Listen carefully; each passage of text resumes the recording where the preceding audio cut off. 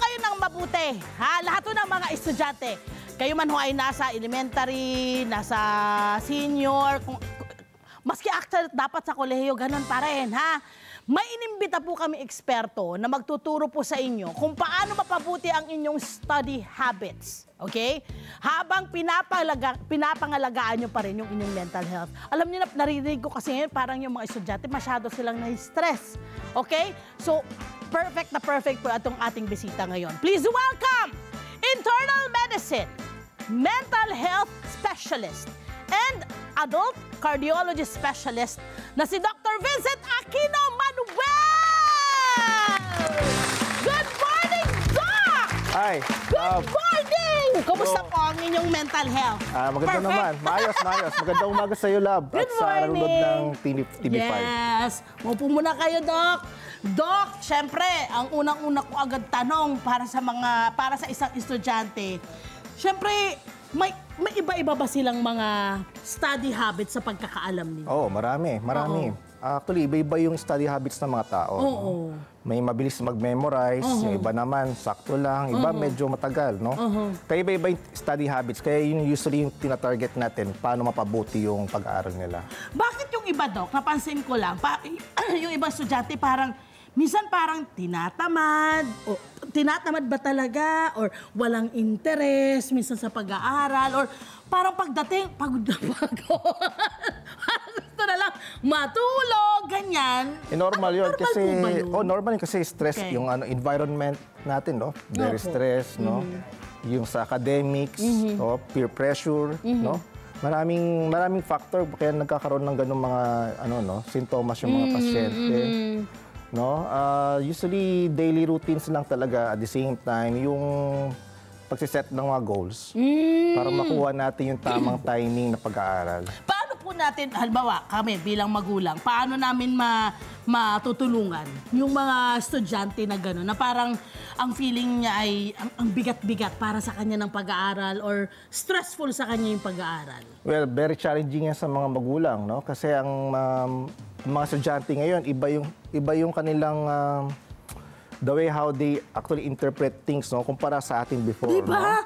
Magkaiba po talaga, Dok. Tama po kayo. Well, kasi marami kasing mga factors na nagkakos niya, no. Number one, sabi ko sa kanya, yung environment, no. Yung mga Pati ba yung social media, may epekto? Yes, malaking effect ng social media sa mga estudyante. Dati kasi noong unang panahon, no, well, di naman sa yung unang panahon, wala tayong mga social media. Correct no? po eh. Ang ginagawa natin, pupunta tayo sa library, nagbabasa. Ngayon kasi, with the access of internet, with the advent of the technologies right now, no? We are actually into internet, no? Kunting lang, Google agad. Lahat na lang ginugoogle natin, no? Nawawala na yung yung pagbabasa, no? Yeah. Kaya yun yung nakukuha, yun yung usually nagiging problem ngayon. Kasi parang ang mga estudyante nakadepende na lang sa internet o kaya sa social media. Google agad, parang instant pag-aaral na hindi pinoproseso. Oo, meron kasi tayong tinatawag na short-term, long-term memory. Ayun. Yung short-term memory, usually yung mga binabasa natin, no? Binabasa natin, na na-store yan sa brain natin, yung what we call hippocampus, no? Pag na-apply natin to every day, no? Kung ano yung nabasa mo, no? Ina-apply mo sa mga ginagawa mo. Kasi, yung application ba? Okay. Na-store to sa tinatawag natin na long-term memory. Ito yung nalalagay ito sa neocortex ng brain natin. Mas matagal yung pag-memorya, no? Mas matagal yung pag-i-store ng knowledge natin pagka long-term memory. Pagka long-term memory, parang nai-enjoy ng estudyante na mag-aral lagi kasi na-apply niya eh. Sa ngayon kasi, more on short-term memory lang. Nabasa mo ngayon, bukas, nakalimutan mo na kasi di mo siya na-apply. Yun nga! Yun nga, Dok, yung napansin ko. Or maski hindi sa pag-aaral, yung simpleng nagbigay ka ng parang instruction sa bata. That's right. Parang sinabi mo ganito, gawin mo dapat, ganyan-ganyan. Kinabukasan, hindi niya na-apply. That's right. Hindi nagiging consistent. Yes, that's right. Kaya nga very challenging yung mga magulang. Mas mahirap ang pagiging magulang ngayon kumpara dati, no? Well, ang may papayo ko lang, no, well, sa mga magulang, no, we should actually support our children. Yun lang naman ang kailangan, no? Kung meron din sila naiintindihan, just support them. Ibigay natin yung mga gusto nila in a good way, no? Tama! In a good way, hindi yung parang nagiging spoiled sila. Gawin nila at strategy na nagawin din nila. Magkakaiba yan, no? Kasi yung level of expectation ng educational attainments, no? Siyempre, kung elementary ka, elementary basic lang yung iaralin mo. As time goes by, kapag ka nagiging high school, college, no? Siyempre, yung expectation sa iyo ng society, yung expectation sa iyo ng mga magulang mo, tumataas talaga. Kaya usually yung mga strategy dyan, yung lagi sinasabi ng daddy ko, no? Kailangan mo lagi magbasa. Okay. Yan, basa. Hindi naman lahat, no? Hindi naman lahat actually ma-memorize. You mean, Doc, yung mga magulang din magbasa rin or alamin din kung ano yung tamang pag-strategize? Encourage nila yung mga anak nila na magbasa, no? Ako naman, katulad nung bata pa ako, no? Ang daddy ko kasi mahilig magbasa. No? Lagi siya basa na basa. Wala akong nakakita lagi nagbabasa. So nakita ko lagi, daddy ko nagbabasa. Ako rin kaya, magbasa rin kaya ako lagi. So ngayon, nagbabasa-basa rin ako. No? Ano yun yung parang, will ng tao yun na estudyante na matuto. No? Iba naman yung sa nanay ko. No? Ang nanay ko naman, lagi niya pinupuna kung ano yung dapat na gawin. Anak, ganito dapat mong sabihin, dapat ganito ang gawin mo, no? Naman ako kasi sa magulang ko yung tinatawag na IQ at EQ. Ay, perfect combination. 50%. Pwede ba natin paliwanag po yung dalawang yun, Doc? Oo. Yung sa akin, basically sa akin, 50% yung IQ ko nagmula sa daddy ko. 50% EQ nagmula sa nanay ko. Importante, hindi pwedeng laging IQ. Lagi may tinatawag tayong emotional quotient. No? Hindi lang puro IQ. Kasi ito yung magtuturo sa atin, no, na mag-survive sa society. Ayun. No? Na dapat itinuturo natin sa mga anak din That's natin. That's right.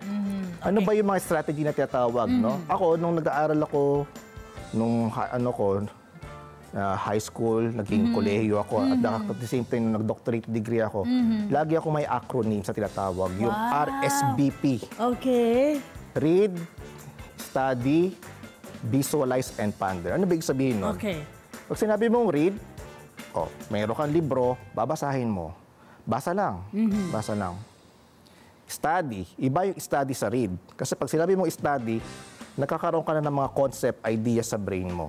Study yun, no? Kumbaga, hinihimay mo na yung mga binabasa mo. Yes. At ina-analyze mo. Yes. Nagkakaroon ka na ng mga sarili mong opinion about sa binabasa mo. That's right. Galing. Tapos, binivisualize mo. Ngayon, nagkakaroon ka na ng mga,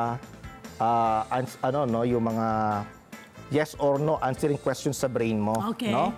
Binivisualize mo ano yung mga itatanong sa iyo ng mga teacher mo, ano itatanong sa iyo sa exams. Binivisualize mo. What are blank? Mga gano'n. Yung, ano mo na siya, no? Ina-inculcate mo na siya sa brain mo. Yeah. Binivisualize mo na yung ano pwedeng lumabas sa exam, no? Ponder, yung conclusion mo. How do you apply this, no? Conclusion na yon. Ponder. RSVP. Read, Study, Visualize, and Ponder. Yes. Sa unang pagkakataon, no? Sa unang basa, hindi mo naman talaga ma-memorize lahat, no? Pero pag lagi mo siyang binabasa, nakadalawa, tatlong beses ka magbasa, no? Ano yan, no? Na nagkakaroon ka na ng routine visualization sa brain mo. Madali na siyang maalala, no? Yeah. Ang mga estudyante kasi ngayon, no? Yung iba, no? Nagkakaroon sila ng high level of expectations, no? Pagka nabasa nila, ang inisip nila, pag nabasa nila yung isang paksa, alam nila agad. alam na nila yon, pa? Yes. Pagka ano sila, no? Pag di na nakuha yon, bababa yung grades nila, nagkakaroon sila ng frustration. Correct. Diyan nagkakaroon na tinatawag natin na anxiety. Yun. Yan. Ito na yung parang may mga stressors na, Yes. Doc. Ano usually yung mga stressors? Bukod sa nabanggit po ninyo na parang na-frustrate sila pag hindi nila naibibigay yung kung anong hinihiling. Halimbawa sa academics, ganyan. Well, yung mga stressors, number one, yung academic pressures, no? Siyempre, expectation ng kanilang mga teachers, ng kanilang mga kakaklase, no? At the same time, yung family nila, nakakaroon sila ng high level of expectation, academic pressure. Pangalawa, yung mga social activities. Siyempre, pag di ba, high school ka, college ka, dumadami yung extracurricular activities mo, mga projects and everything, no? Ano yan, dumadagdag yan sa stress ng mga estudyante. At the same time, syempre, yung ano ba yung mga stress? Family expectations. Lalo yung family expectation, I think. Yes. Yung ibang estudyante, no, parang ano nila, no, yung parang iniisip nila, naku, pag mababa yung grade ko, baka pagalitan ako ni mami, pagalitan ako ni daddy, no? Meron silang mga expectation. Kaya yung mga ibang estudyante ngayon, kapag mababa yung nakukuha nilang grade, nalulungkot sila eh. Pag nalungkot sila, yan na, dumarating na yung anxiety depression na yan. Okay. Doc, eto naman, para lang, di ba sinasabi natin, may masyadong mataas na expectation sa mga estudyante.